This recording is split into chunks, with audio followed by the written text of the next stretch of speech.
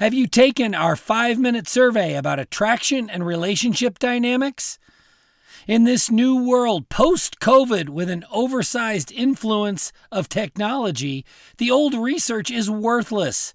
If you are over 18, in a long-term relationship, or single or dating, please take our 5-minute survey at stigmasurvey.org.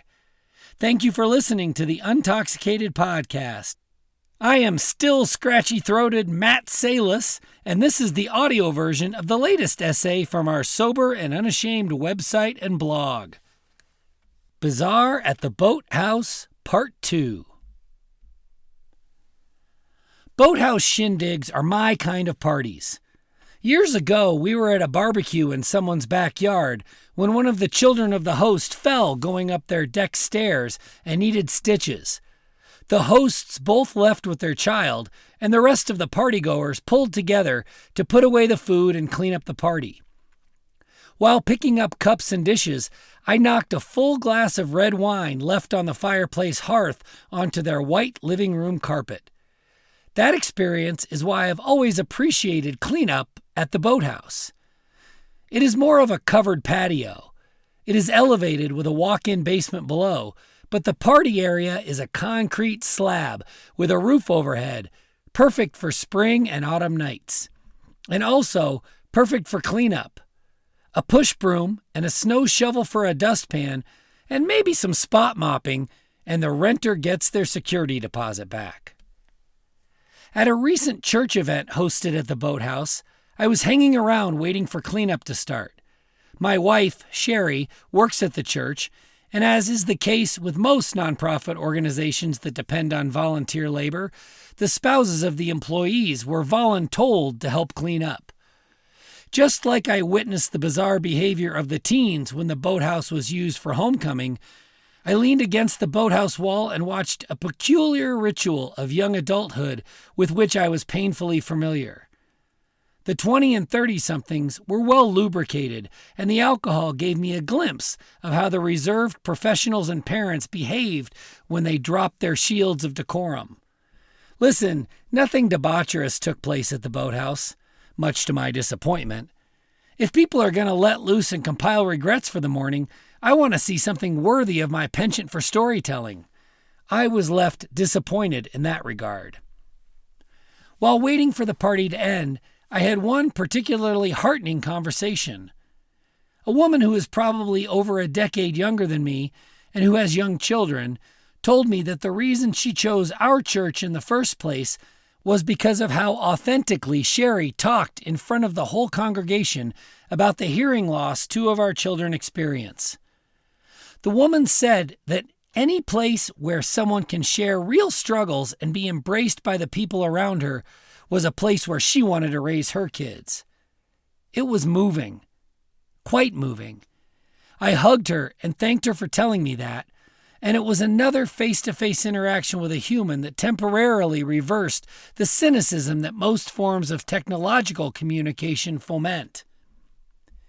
She was emotional telling me. I also noticed that as we talked, we seemed to be slowly rotating to the left. She had been drinking. She was not drunk, not close to drunk really, but the alcohol was having an effect. Actually, two effects, as I can think of no other explanation for the fact that our conversation was revolving around an axis. In the moment, I appreciated her vulnerability, but in hindsight, there was something that felt dirty about the interaction. She told me something so lovely about the influence my amazing bride had on her family. If not for my wife, she and her husband would not have been at that party. If not for my wife, I would not have the pleasure of watching her beautiful children grow up. And yet, her validating vulnerability had been stifled until that moment when she felt comfortable enough to tell me why they attend our church. That it took alcohol to grease forth the story makes me sad. Sad in a broad societal sort of way. But even more, it made me sad for her, the woman who shared her authentic truth with me at the tail end of the Boathouse party. She is a highly intelligent, successful, loving, conversational bright spot in our congregation. She seems to be the perfect blend of confidence and humility, eagerness and listening skills, giver and receiver of love. And yet she lacked the comfort to tell me something so beautiful about how my family touched hers until she felt the freedom of a buzz. It makes me sad to think of what else she might be holding back from the people that love her. It is not her fault. I don't blame her for the little weight of baggage our conversation leaves with me. It is just bizarre to me that a species with the intelligence to replace faulty organs and invent vaccines to stop human suffering tolerates the collateral damage of a liquid toxin. It begs the questions. If alcohol and other drugs didn't exist, would that be the end of human vulnerability? Or would that be the end of human embarrassment, leaving nothing but vulnerability? Is fermented grain and grape the forbidden fruit? And are we restricting ourselves by our worship of it? I don't know, but I wonder. As I approach a decade of sobriety, there really is almost nothing that embarrasses me, and very little that I am not willing to freely express out loud, regardless of the audience. One thing is for sure.